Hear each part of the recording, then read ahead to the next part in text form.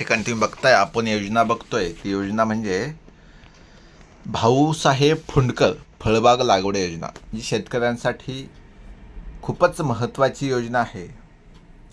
या योजनेविषयी आपण माहिती घेऊन आलो आहोत. ती योजना भाऊसाहेब फुंडकर फळबाग लागवड योजना आहे. बघा, एक मिनिट फक्त आपण हे साईटला घेऊ. या ठिकाणी ही जी स्क्रीन आहे ती आपल्याला क्लिअर दिसली पाहिजे. बघा, ही योजनेविषयी आपली माहिती असणार आहे. आणि हा व्हिडिओ शेवटपर्यंत बघत चला. अनेक जण आपला व्हिडिओ शॉर्टमध्ये बघायचा प्रयत्न करतात. या ठिकाणी बघा, ही योजना आहे भाऊसाहेब फुंडकर योजना. ही योजना महात्मा गांधी राष्ट्रीय रोजगार हमी योजनेअंतर्गत जी काही अवलंबलेली आहे. बघा, फळबाग लागवडीसाठी पात्र असलेल्या शेतकऱ्यांसाठी आहे.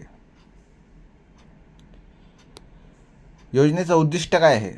शेतकऱ्यांना पीक व पशुधन याबरोबरच शाश्वत उत्पन्नाचा स्रोत उपलब्ध व्हावा. शेतकऱ्यांचं उत्पन्न हे दुप्पट झालं पाहिजे. शेतकऱ्यामध्ये जे काही हवामान बदलाची दाहकता आहे तीसुद्धा कमी करता आली पाहिजे.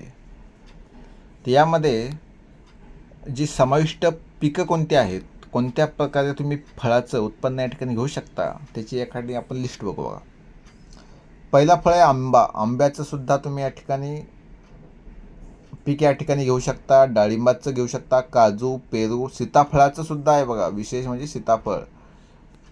त्यानंतर पुढं आहे आवळा, चिंच, जांभूळ, कोकम, फणस. आता कोकम बऱ्याच जण म्हणतील कोणतं कोकम, तर बघा, तुम्ही मुंबईला कोणी आलं असेल तर या ठिकाणी मुंबई लोकलच्या जे काही स्टेशन आहे त्या ठिकाणी अनेक जण कोकम पितात. बघा, लाल लाल शरबत असतं. कोकम हे फळ आहे. कागदी लिंबू, नारळ, चिकू, संत्रा, मोसंबी आणि अंजीर. आता हे सगळ्यांना माहीत आहे. त्यामुळं महत्त्वाची माहिती बघा, फक्त कलमाद्वारे लागवड. नारळ सोडून बाकीचे फळं तुम्ही कलमाद्वारे लावू शकता. त्यामध्ये घन लागवडीचा समावेश आणि ठिबक सिंचन अनिवार्य. जे काही ठिबक सिंचन आहे ते अनिवार्य आहे. जमीन तयार करणे, खत मिश्रणे भरणे, कुंपण करणे, खत देणे, अंतर्गत मशागत हे शेतकरी करत असतात. आणि ही सगळ्यासाठी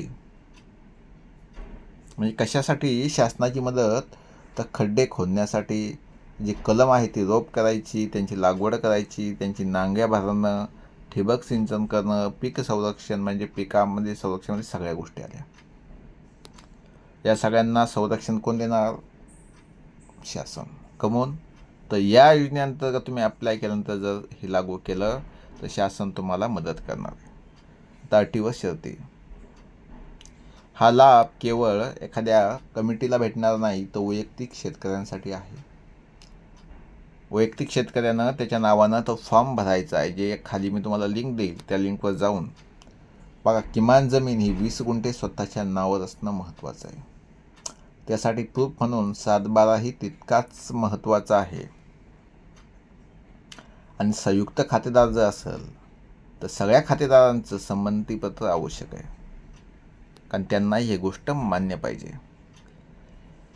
महाराष्ट्रात कमाल हेक्टर 6पर्यंत, इथं कमाल हेक्टर 6पर्यंत लाभ अनुज्ञेय आहे. बघा, महात्मा गांधी राष्ट्रीय ग्रामीण रोजगार हमी योजनेअंतर्गत पूर्वी लाभ घेतल्यास इतर कार्यक्षेत्राकरिता अर्थसहाय्य उपलब्ध. म्हणजे ज्यांनी या योजनेचा लाभ घेतला नाही त्यांना मदत भेटणार नाही, परंतु इतर क्षेत्रामध्ये असेल तर त्यांना मदत होऊ शकते. अल्प तल्प भूधारक, महिला, दिव्यांग शेतकऱ्यांना जास्त प्राधान्य आहे, कारण यांना मदत झाली पाहिजे, त्या योजनेचा लाभ भेटला पाहिजे. त्यामुळे ज्यांना लाभ घ्यायचा आहे त्यांनी अर्ज करावा. अर्ज कसा करायचा? तर या ठिकाणी तुम्ही गव्हर्नमेंटच्या, भारत सरकारच्या, महाराष्ट्र शासनाच्या कृषी